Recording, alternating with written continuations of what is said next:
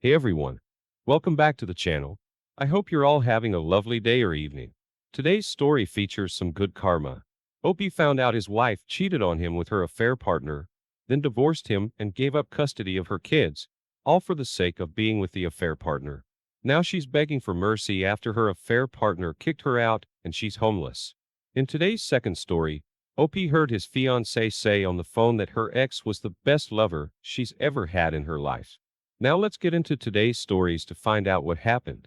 My wife and I met back in college. We dated for 5 years before getting married. Our marriage has been good with little ups and downs. We have two girls ages 13 and 15. January last year, I noticed my wife spending more time on her phone than usual. She basically did what every typical cheater does: lied, blame shifted, and gaslight me when I tried to express my concerns. I know I was not perfect and I did some things that I regret very much, but she treated me like a piece of shit all this time during her affair. I tried to improve all the aspects of our relationship that she felt were not good.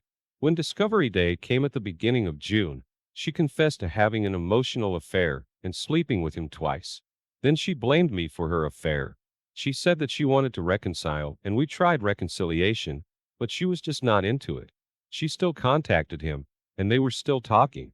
When I told her how uncomfortable it made me, she said they were just friends and kept deleting texts even when I told her not to. When I threatened divorce, she would cry, apologize, and beg me not to. When I tried to bring up the affair, she would get mad and somehow I was the one who ended up apologizing. Then after 2 or 3 months, she started disappearing again, saying that she was visiting family because they needed her at the time. I knew she was going to see the affair partner, and when I brought it up, she was very convincing. One weekend, she disappeared and didn't pick up my calls or answer my texts, and when she came back, she told me that her cousin had gotten sick and they had rushed her to the hospital and forgot her phone at her sister's place. And all this time, I was trying to make it work for us. She saw all the efforts I made but just didn't care. Then by mid-December, she told me that she was moving out, that she had been unhappy in our relationship, and that while she still cared for me, she was in love with her affair partner. She said that she had finally found her soulmate. I remember crying for hours trying to beg her, but her mind was made up. We had to tell the kids. She said that I could have the kids for the weekdays, and she could come to visit them on weekends since her affair partner's apartment was small. She filed for divorce a week after. This was the worst moment of my life. I grieved for weeks. I tried to talk to her to see if there was any chance, but all she said was that she was sorry for everything she had put me through, but her mind was made up. No one other than us knew. Both she and my parents knew that we were only separated, but never knew the reason. By the end of January, when her mom called me and insisted I tell the truth, I invited her over together with her dad. I told them everything and literally I broke into tears and cried on my mother-in-law's shoulder. They comforted me and apologized for their daughter's behavior. I later told my parents and then a few close friends. Soon enough, everyone knew about us and I started receiving comforting messages from others talking ill of my ex. Soon afterward, my wife called me crying saying that I turned everyone against her and that she hated me. She said that people were threatening her and her affair partner and that her dad hated her. They had a close relationship and that her sisters didn't want to speak to her and no one would speak with her without insulting her. That was mid-April. By the beginning of June, her relationship with her affair partner had fizzled out due to stress. I remember she came to see the kids and told me that her affair partner kicked her out because he couldn't handle the stress of their relationship. She was living in a hotel room. She didn't look good at all, like someone who was depressed. She asked if she could move back in and I said no. She said that she understood, but asked to spend more time with the kids. She said that she wanted to make up for the lost time with the kids and wanted to come in the afternoon and cook for them and spend time with them. I agreed. By this time, she would come to cook my favorite meal, clean the house, and write small notes saying, "I love you," together with flowers. When I came back home from work, she would always try to spend some more time with me. I have to admit I did enjoy spending time with her. Then she started talking about how much she missed me and asked if a divorce was what I really wanted. I always avoided these conversations. Last week, she told me that she had been going to individual counseling and was wondering whether we should try marriage counseling. She has started dressing the way I like and wearing makeup. She has tried to initiate sex, but I've turned her down. She has bought me more goods and countless times she has brought up marriage counseling. Over the weekend, she cried, begging me not to go through with the divorce, saying she had already put up with a lot, and that all she wanted was to get me and her family back. She said she would do whatever I wanted. I know it's like the roles are reversed. All this time I have been numb. Although a part of me feels happy now that she has gotten a taste of her own medicine. I still love her, but I don't really know if I should give our relationship another chance. OP, she's back because you're her only hope right now. How much disrespect is too much? She had an ongoing affair, immediately moved in with him. Only after the relationship failed did she realize she had no one else. Mind you, she has openly told you the relationship ended with the affair partner due to stress, not due to her realizing she made a monumental mistake. Have some respect for yourself and just say no. You deserve better. You can be good co-parents and not be together, but if you get back together, you'll always be looking over your shoulder because you know she can't be trusted. There's just no way that leads to a healthy relationship. You know what would have happened if her mother hadn't contacted you to tell her the truth. Your so-called wife would have gone through with the divorce, and in a couple of weeks, she would have introduced her affair partner to her family as if she met him after the divorce, making her image look innocent.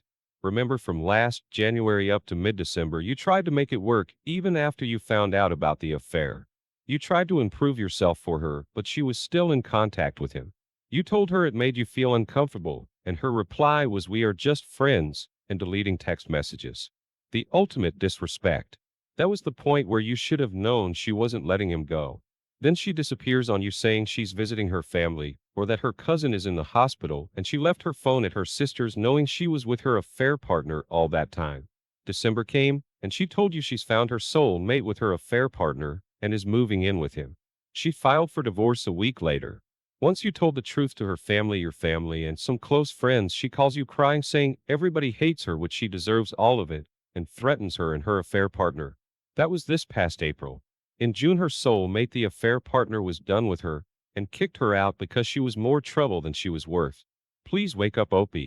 Now let's get into today's second story. It was quite by accident that I heard this. We had a group of our friends over, and as the night went on, we all kind of busted out into little groups. Some of us were in one room playing Texas Hold'em, and a couple of others were watching the Lord of the Rings marathon. I thought she was watching the movies, but she and one of her close friends were actually sitting in the kitchen drinking coffee and talking. Our group had run out of soda, so I got up to go to the kitchen to get drinks and a couple of snacks. As I was rounding the corner, I heard my fiancée talking, and before I completely came into the room, I heard her clearly say, "Jason is great, but he will never be the lover that Bill was." She then followed it up with, "It's not really fair to Jason though, Bill was just really gifted down there." At first I thought about just walking back into the card game and pretending like we didn't have any extra soda or food, but I decided to kind of make a noise and go in. Her friend caught sight of me rounding the corner, and I could see her make a face at my fiancé, letting her know I was there. Of course she had no idea I had heard her, and she just stopped talking to her and asked me how I was doing and if I was having fun. I was tempted to say something like I'm having as much fun as someone who is not gifted down there can, but I didn't. I just said yes and proceeded to get my stuff and go back and finish the night. I just acted like nothing was wrong the rest of the night and went to bed. Needless to say, it messed me up. I mean, it messed me up badly. I've never been jealous or what you would call insecure about myself until that moment. I couldn't sleep that night and I went through a myriad of emotions while laying there. At first I was angry, then I was humiliated, then I was depressed, then I was angry again. Look, I realized that the male ego seems stupid to women, and even to guys who are totally self-assured. I would have agreed with most of this prior to that night, but once it has been damaged, it's a bitch.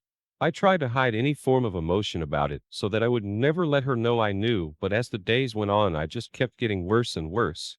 I was avoiding her at all costs, and while she was suspicious, she didn't really say anything. That is until she attempted to be intimate with me a few days later, and I flat out rejected her. It wasn't a conscious decision on my part, by the way. I had made the decision on my own to just try and get over it and move on, but in that moment, instead of being sexually aroused, I felt deeply inadequate and ashamed. Nothing was happening no matter how much either of us tried. She asked me what was wrong, and I just told her I must have been stressed from work, but she would not believe that or let it go. So much to my humiliation there, I lay naked in bed, unable to get an erection. I came clean and told her what I heard. Well, that did not go over well at all.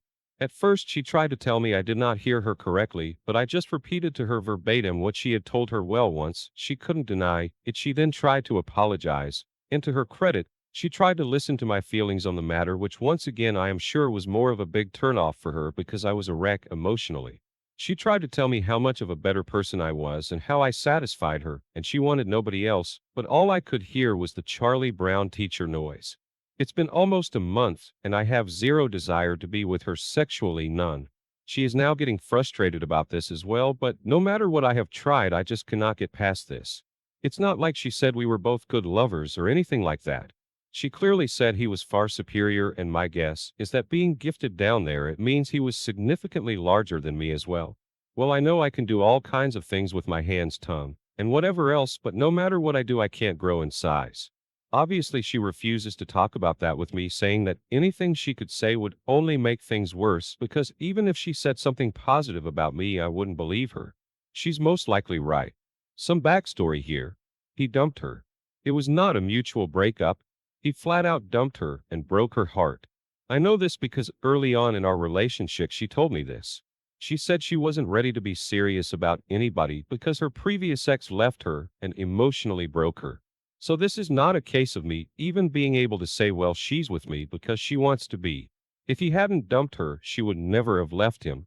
Now I have no idea if after all of these years she would leave me for him if he came back, but I don't think she would. I just don't know what to do here. I can feel myself checking out of the relationship. I know this is petty as crap, but hearing the person you love tell someone else they preferred having sex with someone else was just devastating to me. Her telling me all of my other good qualities has only made it worse because she is saying things that I think appeal to her and maybe other women, but being told I am a good provider and will make a great husband makes me feel like crap.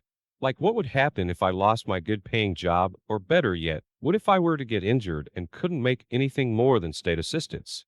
Would she be there to support and help me? Basically, what I feel like right now is a really good friend who is just allowed to have sex with her.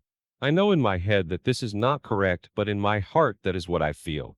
I'm sorry for the length here, and I don't even know what I'm asking here. I am totally lost, and if this continues, I just think I'm going to break off our engagement. Update. It all came to a head last night.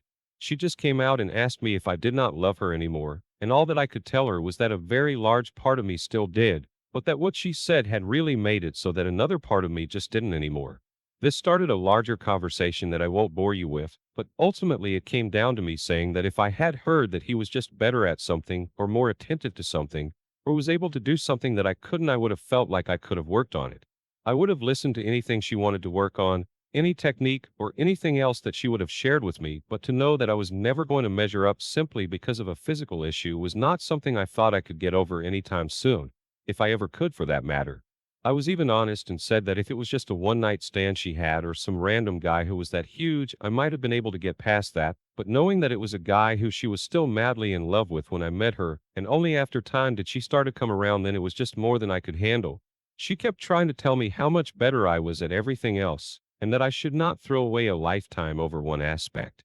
I told her that one aspect sadly was just too high for me, that not all things are equal, and that honestly it was a mental failing on my part, but whether it was genetics or a learned trait or whatever, that yes, I needed to be my spouse's best, and she had already made it clear that I could never be.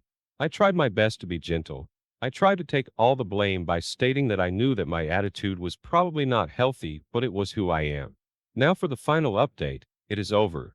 I went to counseling with her on 3 different occasions, and honestly I try to have an open mind about it, but at the end of the day the obstacle was just too much to overcome. I even gave her an opportunity to walk back on her statement, or mend it, or well, do whatever she wanted to do with it, but instead she doubled down in a way. I think by that time she was very frustrated as well. Neither of us is really happy about this. It has been an absolute nightmare for me trying to avoid telling people and family why we are no longer together. Of course I tried the old "it's none of your business" to some of them, but that failed spectacularly, and since I refused to tell, they decided she cheated on me and started spreading that around. I've had to do a lot of damage control over that. I've decided to continue with therapy on a personal level because honestly this entire thing has really messed with my head and I have no self-esteem left at all. I've only seen her once since we separated, and it was the hardest thing I've ever had to do in my life. She is now justifiably so in the angry stage. She is furious with me and has called me everything that you can imagine, and then even made up some words. Oh, Pete, her being mad at you should really set your mind at ease that breaking up is the right thing for you to do. She's not the person you want to be with long term, and though it sucks now, the only anger she should be feeling is towards herself and for her actions. Now she will have to live with the consequences of her actions for the rest of her life. It would suck worse to have heard this a couple of years down the road after the wedding when it then became a legal matter on top of everything else. You absolutely dodged a bullet, my friend. I wish you the best of luck going forward. Thanks for taking the time to listen to today's stories. Don't forget to like and subscribe if you haven't already done so, and comment below on what your thoughts are.